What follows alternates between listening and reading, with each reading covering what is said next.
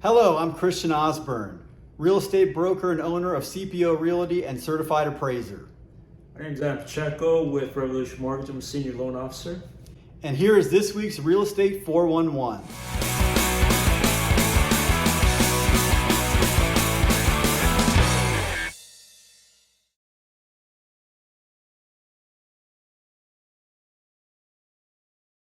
Moving on to number 4, I'm going to let you speak on this one because you know this one better. So this is the lending standards remain very strict. Yeah. So what we're seeing and what's not happening versus pre-07, 2007, which caused a financial meltdown of that time, was the lending standards were super soft. Now we've had a pendulum to super strict, and then they came back to more reasonable, but they're still strict, meaning there's not a whole lot of zero down programs out there. So you're going to have people with equity built into their purchases. So people already, when they buy their house, they have 3, 5, 10, and 20% equity in their homes.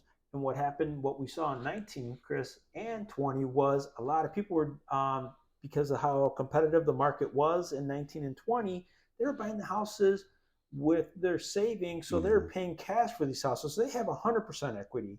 So when you talk about buying and selling homes, there's not really a reason, or they're not pressured like they were in 07 when they had no equity in the property. They had to sell, and they were selling below market prices because nobody was buying. It just wasn't there. Now the lending standards are strict to the point where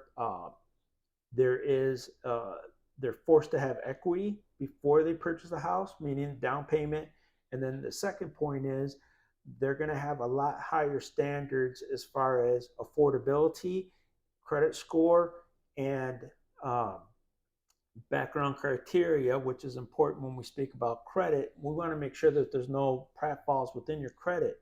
So these buyers that are coming forward now, they are better educated. They're going online and looking up what they need to do to be prepared. Another thing that 19 and 20 showed us is how competitive this market is, and they're up in their game. They're going out there and they're like, hey, what value can I add to put my name on top of everybody else's to that selling agent, to that seller, to really maximize their potential to be able to buy that house. So be prepared. Yeah, one other thing I say on that, just from a realtor's perspective, I remember, back in the early 2000s, so many of the buyers were doing what were called 80-20 loans. So they'd have a first trust, which was 80% of the sales price, and a second trust with the remaining 20%. So it was basically 100% financing. And a lot of people then, the interest rates were higher then. And so a lot of them were doing these interest-only ARMs. And so they would start off, they'd have a $2,000 payment. And then after 3, 4, 5 years, that $2,000 payment is now $3,500 when the ARM expired. Right. And so then the real estate market started going down. It just made more sense to walk away. But now we got people that have been, they have these 2.5% interest rates, 3.5% interest rate. They have a great monthly mortgage payment, and so they have so much more motivation to stay in their homes because they can't rent anything for what they're paying on their mortgage. Right. And we are just now exiting within the last 6 months this low rate environment. When rates were in the 2s and 3s, your payment for a house was a lot cheaper than it was for rent. Now in the higher rate environment, when we're getting into these 6s and 7s, yeah, it's neck and neck with rental properties. But you got to remember, when you're renting, even if you think that your housing payment is about equal to what your rent is, you're not building any equity in your rental. You're building equity in your home. And here in Northern Virginia, we're sort of in a bubble because how transient things are. People come and go at an alarming rate due to the military, government, and everything else. And so our values stay a little higher. And, we're not seeing that 19 to 21% growth that we saw in 19 and 20. And as homeowners, as we are, I'm kind of glad about that because my taxes really went up high because the values soar. So now we got a little break. Now values are in that 2 to 3. And as an appraiser, where do you see the values right now in today's market? What I'm noticing is there's not a huge decline. So the thing is about appraisals, how appraisers come up in most cases with the value is based upon recent sales. And there really aren't a whole lot of recent sales. So when there's not a lot, and when I say recent, within the last 3 months, so they might go back the last 6 months. Worst case, maybe even go back look within the last year if there's just nothing there. And so there are still a lot of higher price comps that are available. But as I'm watching the newer comps that are the more recent comps, we're definitely, it's adjusting. It's not like a huge drop, but and it depends on the area too. It depends on the area and the price range. I would say the higher price ranges, you have less buyers. Less buyers can afford a $6 million house. So I'm seeing those price ranges are slower, and those prices are going down a little more. Some of the lower price range, especially in Prince William County, I mean, anything under 300,000, it sells very quickly. Right. So I'm not seeing those prices go down in the lower price ranges. So as you switch hats from appraiser to real estate agent, when you look at first-time home buyers, and that's a whole different conversation, but real quick, what are you seeing as far as the trends for first-time home buyers? Like in Prince William County where we're at, what's the price range for first-time home buyers? So it can be tough in Prince William, in Northern Virginia in general. It's tough. This is an expensive area.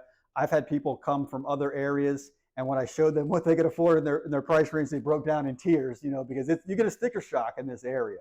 You really do. I think we all know that, but we have a lot of high-paying jobs, and that's what's causing the prices to be so high here.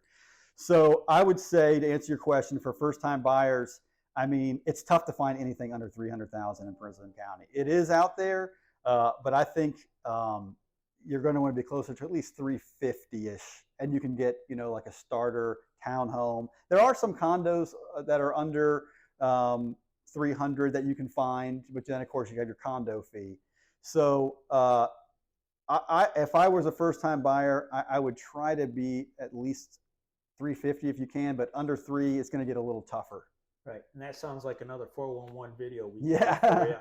But moving on to point number 5 of why the housing market is not going to crash in 2023, and that's foreclosures. We're not seeing the 6% foreclosure rate that we had in 07 and 08.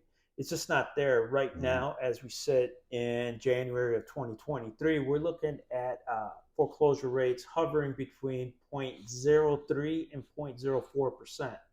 Now, that's adjusting a little bit, but not at the rate that it was in 07 and 08, primarily because back then, because you could get 100% financing anywhere and anybody could get a loan, there was no equity in the house. Now they have equity in the house. They're going to want to wait. Plus, there's a lot more programs to help people who get into trouble.